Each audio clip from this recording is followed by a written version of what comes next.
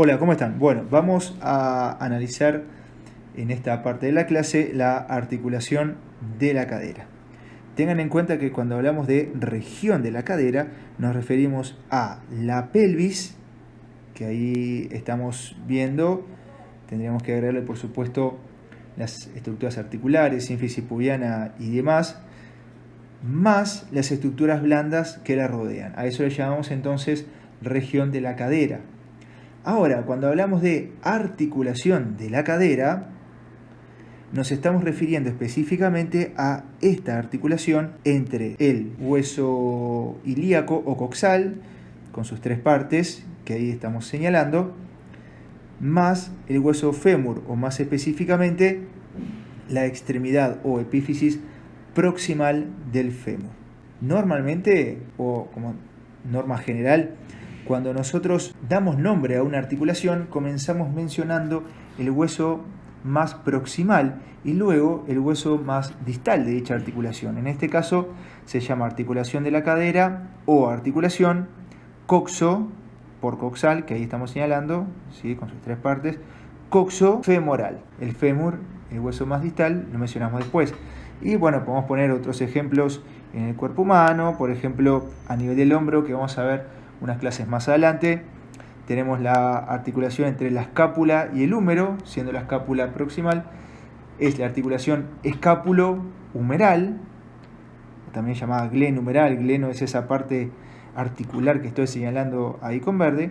Y luego, bueno, hay otros ejemplos. Si nos vamos, por ejemplo, a la muñeca, ese hueso que señalamos es el radio, y todos estos huesitos, que sería la parte más proximal de la palma de la mano, forman lo que se llama el carpo. Bueno, esta articulación se llama articulación radiocarpiana. Primero mencionamos lo más proximal. Lo mismo si no vamos al tobillo, donde tenemos tibia, fíbula o peroné, y este hueso muy particular que vamos a ver unas clases más adelante, que se llama astrágalo o talus. Bueno, esta articulación le denominamos tibio-peronea astragalina.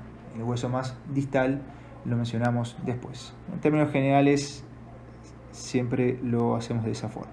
Muy bien, como siempre, cuando vayamos a analizar una articulación, primero vamos a ver sus superficies articulares, luego vamos a hablar en forma bastante somera de los ligamentos que la componen, los movimientos que permiten, y luego los músculos que a partir de su contracción concéntrica van a permitir o van a determinar, si se quiere, estos movimientos. Bien, algo ya hablamos, así que vamos a ir bastante rápido con esto, de la superficie articular que forma parte de lo que es el coxal. Entonces, vamos de vuelta.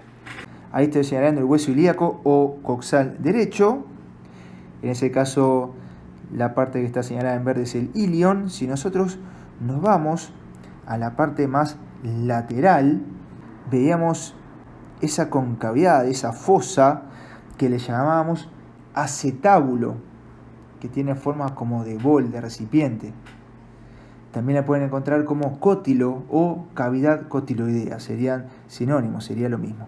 Recordemos que estaba formada por las tres partes del coxal. Ahí en ese caso estamos viendo el ilion, pero también está formada por el isquion, y más o menos en un 25% de una minoría incluye también el pubis. Está formado entonces por partes de los tres sectores de este hueso. Y si nosotros vemos, vamos a ver una parte que tiene forma de croissant o forma de media luna. ¿Qué es esto acá? Eso blanco, nacarado, brillante. Ustedes ya se pueden imaginar qué es. Eso es cartílago articular. Entonces, no todo el acetábulo es articular, sino que solamente una parte. Esa parte que señalamos entonces en forma de media luna. Vemos acá que entre lo que serían los cuernos de esta superficie articular, llamada también superficie lunata o superficie semilunar, encontramos como una solución de continuidad. Ahí capaz que lo vemos más claramente. Bueno, a este espacio acá le llamamos escotadura acetabular. Y finalmente vemos que al fondo de este acetábulo, dijimos que esta parte no es articular. Bueno, aquí lo que tenemos básicamente es un relleno de grasa, se llama cojín adiposo, y al fondo de esa superficie va a llegar un ligamento llamado ligamento de la cabeza del fémur o ligamento redondo, que bueno, vamos a ver ahora en un ratito. A destacar de este acetábulo es que es una superficie muy profunda, honda, que lo que hace es albergar, digamos, casi completamente lo que es la cabeza del fémur, que ahí la estamos viendo. A nivel del húmero también tenemos una cabeza, que esa les estoy señalando. Sin embargo, el equivalente del acetábulo a nivel del hombro, que sería la cavidad glenoidea, que es esa que estamos viendo, o también llamada fosa glenoidea, vean que es mucho más plana y realmente no rodea la cabeza del húmero como sí lo hace el acetábulo con la cabeza del fémur. Esto ya viene dando una pauta de que en realidad esta articulación del hombro escapulohumeral va a ser mucho más inestable, va a ser mucho más fácil de luxar que esta articulación coxofemoral o articulación de la cadera, donde las superficies articulares coaptan de una manera mucho más adecuada, mucho más íntima si se quiere. Aún así, rodeando este acetábulo vamos a tener una suerte de anillo de fibrocartílago, que es eso que yo les estoy marcando ahí en verde, se ve. Eso que marco ahora es la membrana sinovial de la cápsula, pero me interesaría entonces hablar de esta estructura de fibrocartílago que se llama labrum.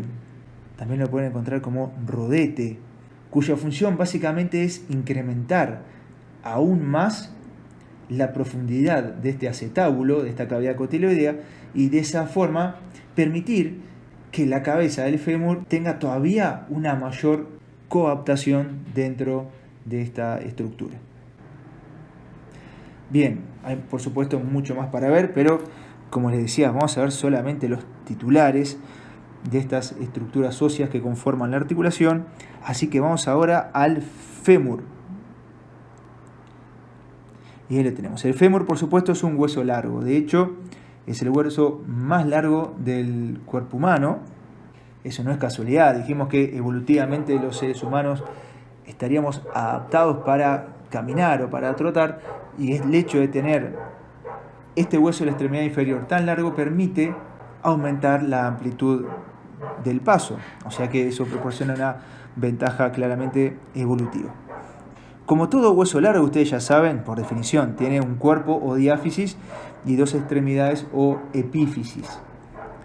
Una proximal, que va a ser esta acá, y otra distal, que va a ser esta acá, que la vamos a ver cuando veamos la rodilla. Así que en esta clase nos vamos a centrar en la epífisis proximal. Si ustedes ven algo que ahí ya nos llama la atención, esa suerte de esfera o semiesfera blanca nacarada, esta acá, es justamente la denominada cabeza del fémur. ¿Y qué será todo eso blanco nacarado? Claramente es cartílago articular, que era de tipo hialino, como ustedes recuerdan. O sea que todo esto va a ser lo que articule, lo que encaje, por decirlo de alguna forma, en el acetábulo, articulando entonces junto con la superficie semilunar de la cavidad cotiloidea. Si nosotros giramos y lo vemos en una vista medial, podríamos decir, ven que acá tiene como una suerte de fosita, ¿sí? Ahí lo vemos, quizás ahí se puede ver un poco mejor. Bueno, ahí es donde se va a insertar un ligamento llamado ligamento redondo o ligamento de la cabeza del fémur, que ya habíamos mencionado, que va desde acá hacia la fosita del acetábulo. La importancia de ese ligamento, aparte de que, bueno, en parte ayudaría a mejorar la estabilidad de la articulación, es que por ahí pasan una o dos arterias, así como algunas vénulas también, que ayudan a nutrir la cabeza del fémur. Pero bueno, no es necesario que nos acordemos de eso, por lo menos por ahora. Sí es importante que prácticamente en cada hueso al que le escribimos una cabeza, por detrás tenemos un cuello. Pasa lo mismo, recuerdan, en las costillas, que tienen cabeza y cuello. El radio tiene cabeza y cuello. El húmero también cabeza y cuello. En el caso del fémur, el cuello está muy marcado. ¿Ven? Es todo esto acá. y sería la zona que usualmente se fractura cuando una persona, sobre todo un adulto mayor, tiene fractura a nivel de la cadera. El hecho de que exista este cuello largo, marcado, ustedes véanlo acá, permite separar por unos centímetros al menos la cabeza del fémur del acetábulo, del coxal. Y esto no es menor porque le permite un incremento de la movilidad a la cadera. Luego en un ratito vamos a ver qué movimientos permite, van a ver que son básicamente todos. Si nosotros lo vemos en un plano frontal, visto desde adelante, como estamos viendo por ejemplo en esta imagen acá, vamos a ver que el cuello del fémur no está posicionado en forma horizontal, sino que tiene una cierta inclinación, se llama justamente ángulo de inclinación, al ángulo entre lo que sería una línea que pase por la longitud de la diáfisis del fémur y una línea que pase por la longitud del cuello de ese hueso. Este ángulo de inclinación va variando con la edad, pero en los adultos es aproximadamente o normalmente de 125 grados. Tenemos casos en que este ángulo puede ser menor, por ejemplo acá está representado, en este caso se llama coxa vara, coxa de cadera, y también puede pasar que el ángulo sea mayor de 125 grados, en este caso está representando un ángulo de 140 grados, eso se llama coxa valga. Si nosotros vemos a estos puntos rojos, indican que cuando el ángulo de inclinación es normal, hay una alineación perfecta entre las superficies articulares de la cabeza del fémur y el acetábulo, mientras que tanto en el caso de coxa vara como en el caso de coxa valga, la alineación no es la adecuada. Esto puede llegar, por ejemplo, a un desgaste prematuro de la articulación.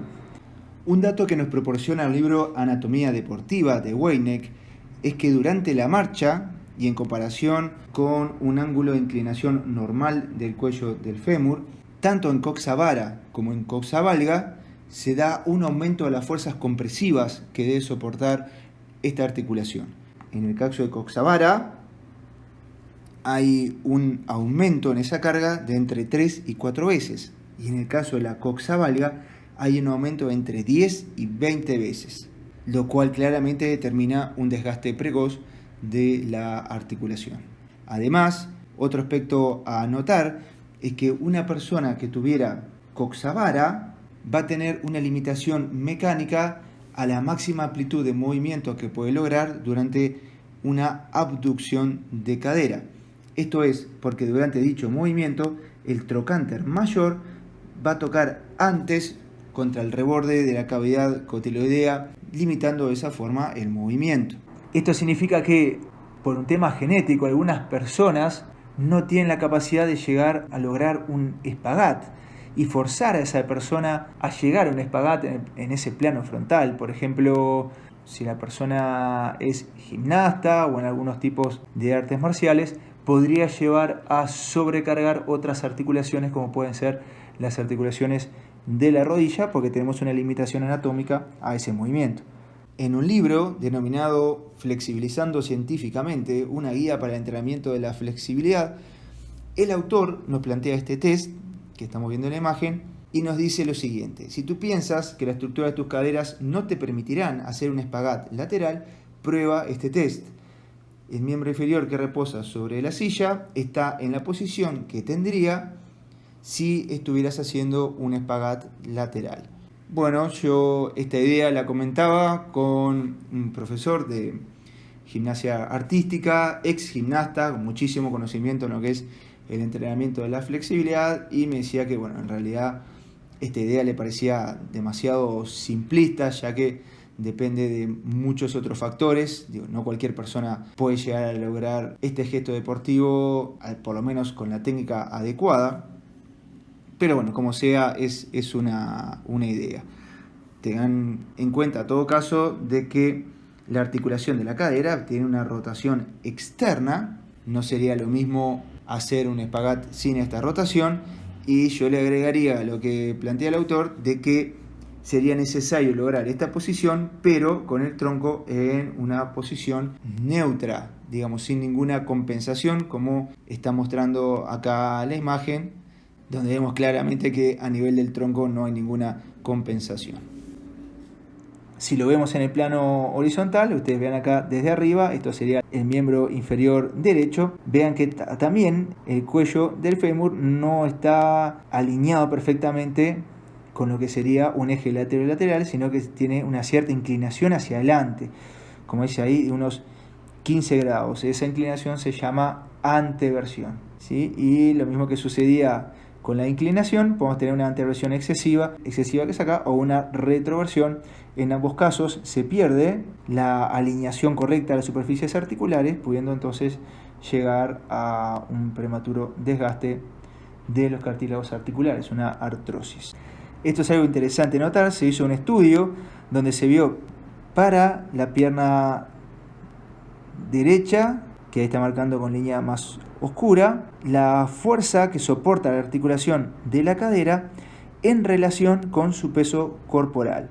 Entonces fíjese acá que hay un momento en el cual el pie izquierdo va en el aire, en donde la articulación de la cadera no solamente soporta el peso del cuerpo de la persona, sino que soporta una fuerza que es más de 3 veces la del peso de esa persona. Fíjense acá en términos relativos, 3,2, 3,25 más o menos veces soporta el peso de su cuerpo. Sí, lo mismo pasa, no está marcado, pero soporta una gran fuerza en otras fases de la caminata. Imagínense que en el trote o en la carrera, que tenemos una fase aérea, bueno, esto puede estar mucho más acentuado. Y eso viene cotejado con lo que veíamos en clases anteriores. Miren acá, esto es un corte del fémur. Recuerdan que por fuera tenemos tejido compacto. Miren acá a este nivel superior lo fino que es el tejido óseo compacto, muy fino. Sin embargo, a nivel del cuello, pero en la parte inferior, miren el grosor que adquiere el tejido óseo compacto, justamente para resistir esas fuerzas de compresión. Y después hemos visto, por supuesto, la redistribución del tejido esponjoso o de las trabéculas del tejido esponjoso para soportar esas fuerzas compresivas durante la marcha, o ni que hablar durante el trote. Si nos acercamos del lado externo, vemos esta saliencia ósea cuadrada, robusta. Vamos a verlo en el lateral. Ahí lo tenemos. Nosotros ya sabemos que estructura y función en la anatomía están estrechamente correlacionadas. ¿Qué significa esto? Si yo veo un hueso, quizás no sé a qué parte del cuerpo pertenece, quizás no sé el nombre, nada, pero yo veo que este hueso tiene una estructura saliente, robusta, como tiene acá, yo ya me puedo imaginar, y muy probablemente esté en lo cierto, que ahí se insertan músculos o tendones que están sujetos a importantes fuerzas de tensión o de tracción. Y eso es verdad. En esta estructura saliente, robusta, que se llama trocánter mayor, se van a insertar muchos músculos, muchos que los vamos a ir viendo, entre ellos el músculo considerado más fuerte del organismo, que es el glúteo mayor. Después vamos a ver que en realidad el glúteo mayor se insertaría en la base de este tubérculo, o sea que algunos autores plantean que en realidad en rigor no tomaría inserción en este tubérculo, pero como sea. Después vamos a ver que ahí se insertan muchos otros músculos muy fuertes como glúteo medio, también glúteo menor y otros más que vamos a ir viendo. Lo importante de esta estructura es que si ustedes ven y con cierta imaginación, podemos imaginarnos que tiene forma de cubo. Vamos a verlo en el libro de Anatomía para el Movimiento, donde tenemos un esquema que nos va a quedar más claro. Acá lo vemos. Este sería el fémur derecho visto desde adelante. Esquemáticamente acá tenemos el trocánter mayor y como todo cubo va a tener 6 caras. A ver, esta cara que queda por arriba, cara superior. En la cara que queda o que quedaría por abajo se va a continuar con el cuerpo del fémur, o sea que obviamente a ese nivel no se va a insertar ningún músculo ni ligamento. Luego tenemos una cara que queda por delante, cara anterior, otra que queda por atrás, cara posterior, una cara que queda por dentro, cara medial o cara interna, y una cara que va quedando por fuera, que es la cara lateral o cara externa. En cada una de esas caras menos como dijimos en la inferior, se van a insertar músculos en cada una de ellas. Tenemos que saber en qué cara se inserta cada uno de los músculos que vamos a ver.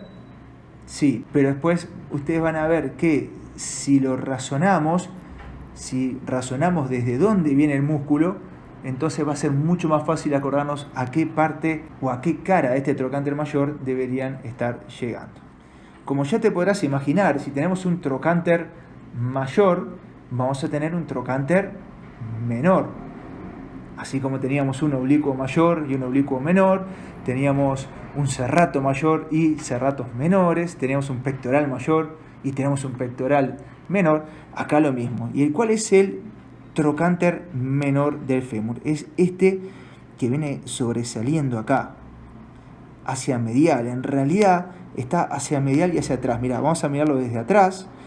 Ahí estamos mirando a la persona, ¿sí? Desde posterior en el plano frontal. Y ven que en realidad este trocánter menor sobresale hacia medial, pero también un poco hacia atrás. Eso es importante después para analizar la acción del músculo que se inserta ahí. Y digo el músculo porque en esta estructura saliente, robusta, se inserta un solo músculo que es el psoas ilíaco. Entonces uno podría decir, bueno, pero si acá se inserta un solo músculo y el hueso tiene una saliencia ósea tan marcada, tan importante, seguramente ese músculo tire con fuerza, y de hecho sí, es un músculo fuerte y sobre todo es un músculo que está muy solicitado en las actividades de la vida cotidiana y ni que hablar en el deporte, cuando vamos a ver un poco más adelante en esta clase. Aclaro, por las dudas, que algunos autores, entre ellos Anatomía para el Movimiento, lo consideran en realidad dos músculos, o sea, psoas, un músculo, e ilíaco, otro músculo, mientras que otros autores, como yo les mencionaba, lo consideran un músculo solo con dos partes, músculo psoas ilíaco o también llamado iliopsoas, que sería lo mismo. Ya que estamos en la parte posterior, vamos a irnos hacia la diáfisis del fémur y ustedes ven cómo se marcan dos líneas que se unen hacia la mitad de la cara posterior de la diáfisis y luego se vuelven a separar llegando a la epífisis distal. Si ustedes lo vieran en el hueso seco y tuvieran la posibilidad de pasar la mano por este sector, verían que estas crestas que se forman en el hueso son realmente muy rugosas, muy ásperas, y de hecho a esta estructura se le llama línea áspera. Es importante que recordemos este repere anatómico porque acá en esta línea áspera se van a insertar muchos músculos fuertes, músculos de importancia que vamos a ir viendo. Por ejemplo, cuando vemos rodilla vamos a ver los vastos, vasto medial y vasto lateral del cuádriceps, toman inserción ahí toman inserción la mayoría de los aductores, entre otros. Bien, habiendo entonces mencionado los aspectos más importantes de estas superficies articulares, vamos a hablar de cuáles serán sus medios de unión. A ver, si ustedes ven esta articulación que está también, digamos, encastrada, uno ya le da la pauta de que claramente es una articulación muy estable. De hecho, en el deporte es muy difícil que esta articulación se luxe. Puede pasar, por ejemplo, se ve en deportes motorizados, en motociclismo, por ejemplo, en caso de accidentes muy violentos puede llegar a haber una luxación a nivel de la cadera, pero de otro modo sería muy infrecuente. Siendo esta una articulación tan estable, desde el punto de vista de la preparación física, deberíamos entonces darle prioridad al trabajo de movilidad sobre la estabilidad. Pero claramente no nos alcanza simplemente con las superficies articulares para que esta articulación quede en una posición estable. ¿Qué más tenemos? Habíamos hablado del labrum, que era ese ahí. Luego, por supuesto, es una articulación de artrosis, no hay ninguna duda. Va a tener una cápsula, que es esta que estamos viendo ahí. Y luego vamos a tener ligamentos que rodean esta articulación. Tenemos que aprender los nombres de estos ligamentos, pero van a ver que es realmente sencillo. Son 3. Y la clave para aprendernos los ligamentos es conocer las tres partes que tiene el coxal. A ver, ¿cuáles eran las tres partes del coxal? Teníamos el ilion, que era esta parte de arriba, plana. Teníamos el isquion, que era donde se insertaban los isquiotibiales, esa parte más robusta, más posterior. Y teníamos el pubis, que era esa que estoy señalando. Bien, los ligamentos van de cada una de esas tres partes hacia el fémur. O sea que tenemos un ligamento que es este acá, que va del ilion al fémur. ¿Cómo se llamará? Ligamento iliofemoral. Este ligamento también se llama ligamento de Bertin. Esto en honor a un anatomista francés, Joseph Bertin, del siglo XVIII, que escribió un importante tratado de osteología. Y si ustedes ven, tiene dos partes, una que va del ilion hasta el trocánter menor y otra que va del ilion hacia el trocánter mayor, formando entonces una suerte de Y invertida. Luego tenemos otro ligamento, que es este, que va desde, habíamos dicho que este era el pubis, entonces va desde el pubis a el fémur. Específicamente se inserta en una línea que une los dos trocánteres, que se llama línea intertrocanteria. Pero ¿qué nombre tendrá entonces este ligamento? Del pubis al fémur, ligamento pubofemoral. Y luego, si nosotros nos vamos para atrás, nos vamos a encontrar con este ligamento que rodea a los otros, le da, como dice Anatomía para el Movimiento, una forma de reloj de arena a esta estructura, a estas estructuras ligamentarias, que va del isquion hasta el fémur. ¿Cómo se llamará? Ligamento isquiofemoral. Bien, entonces fácilmente ya podemos recordarnos el nombre de los tres ligamentos. A ver, de cada una de las partes del coxal, y todas terminan en femoral.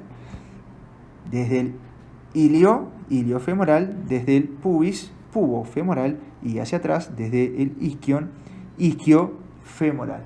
Bien, y entonces ahí ya fácilmente podemos recordar los ligamentos de esta articulación. Claramente que estos ligamentos son muy gruesos, resistentes, a diferencia de lo que vamos a ver en el hombro. ¿Por qué? Porque esta articulación está diseñada para ser estable y soportar las cargas que implica caminar o sobre todo trotar, correr. Hay otro elemento que a veces no se considera, que colabora para que esta articulación de la cadera sea realmente muy estable, que es el vacío. Y ustedes dirán, ¿cómo el vacío? Sí, es que hay un vínculo tan estrecho entre la cabeza del fémur con el acetábulo, que entre ellos se forma una suerte de vacío, una cavidad estanca, si se quiere. Y para representar la importancia que tiene este elemento para la estabilidad de la articulación, vamos a remitirnos al siglo XVII, específicamente al 8 de mayo de 1654, una ciudad alemana, donde lo que se hizo para probar una bomba de vacío que recientemente se había inventado fue lo siguiente: se agarraron dos semiesferas de bronce, más o menos de 50 centímetros de diámetro, esta era una y esta era otra, se las unió, no se las pegó con ningún elemento, simplemente se las unió, se las rodeó con una suerte de cinturón de cuero, pero de otra forma estas dos esferas no estaban pegadas entre sí, y lo que se hizo fue, a partir de una válvula, sacarle todo el aire que tenían adentro, generar vacío, o sea que adentro de esta esfera que es hueca tenemos vacío. A cada una de las esferas se le ató unas cadenas y se intentó separar, primero con la fuerza de varios hombres, luego se trajeron a los caballos más fuertes de la ciudad, uno a cada lado, tirando para allá y para allá, luego 2 de cada lado, luego 4, finalmente 8 caballos de cada lado, y según se dice, no se pudieron separar. Tal es la fuerza que ejercía la presión atmosférica en las paredes externas de esta esfera, dado que adentro no teníamos ningún tipo de presión atmosférica, ya que tenemos vacío. De hecho, esta bomba de vacío se encuentra en un museo en Alemania. Esta es la bomba de vacío y las semiesferas originales. Y si ustedes recuerdan el logo de los vaqueros Levi's, justamente hacen referencia a este experimento, ¿no? Siendo caballos tirando en direcciones opuestas, intentando romper un vaquero que es tan resistente que no logran romperlo. Se han hecho experimentos, tengo algunas grabaciones, pero bueno, realmente resultan bastante fuertes de ver, por eso no las incluyo en este video, pero en esos experimentos a un cadáver se le cortaron todos los músculos que rodean la articulación de la cadera, se cortaron incluso todos los ligamentos que rodean la articulación de la cadera, y aún así no era tan fácil sacar la cabeza del fémur del acetábulo debido justamente a este efecto del vacío. Bien, bueno, ¿y qué movimientos permite esta articulación? Ustedes ya se lo imaginarán, ya lo vimos en una de las primeras clases. Tenemos por un lado una suerte de pelota, en este caso es bien típico, es una pelota prácticamente formada, y por otro lado una cavidad que lo contiene. ¿Qué tipo de articulación eran estas? Vimos que tenían cápsula, o sea que son diartrosis, no hay duda de ello, y dentro de las diartrosis eran esferoidales, o también llamadas enartrosis. ¿Y qué tipo de movimientos permitían las enartrosis? Justamente todos los movimientos en los tres planos del espacio. Miren acá. Plano sagital, permitimos la flexión de la cadera y la extensión de la cadera. Acá tienen los grados normales. Obviamente que esto va a variar según la persona, según el entrenamiento. La flexión más o menos permite unos 120 grados a partir de la posición anatómica, siendo la posición anatómica 0, y la extensión unos 20 grados. Ustedes podrán decir, bueno, pero claramente yo puedo llevar el muslo más atrás de los 20 grados. Sí, pero se hace a partir de una compensación de la curvatura lumbar, o sea, más allá de los 15 o 20 grados vamos a empezar a tener entonces un aumento, una hiperlordosis lumbar. Luego permite la abducción y la aducción. Esto por supuesto es en el plano frontal, y si lo vemos desde arriba, plano horizontal o transversal, teníamos las rotaciones. Fíjense acá, por ejemplo, lo que está en el dibujo representando el pie de la persona, pie derecho. Cuando llevamos la cadera hacia medial, vean acá que el pie queda apuntando hacia el medio del cuerpo. Esto sería una rotación interna, mientras que cuando llevamos la punta del pie hacia afuera rotando desde la cadera sería una rotación externa, en el plano entonces horizontal. Y por supuesto, al ser una enartrosis o esferoidal, permite la combinación de todos estos movimientos, dando un movimiento de circunducción. Bueno, entonces vamos a ver los músculos que permiten estos movimientos que acabamos de mencionar. Son muchos, no los vamos a ver todos, vamos a ver solo los más importantes y de cada uno de ellos solamente los aspectos más grandes.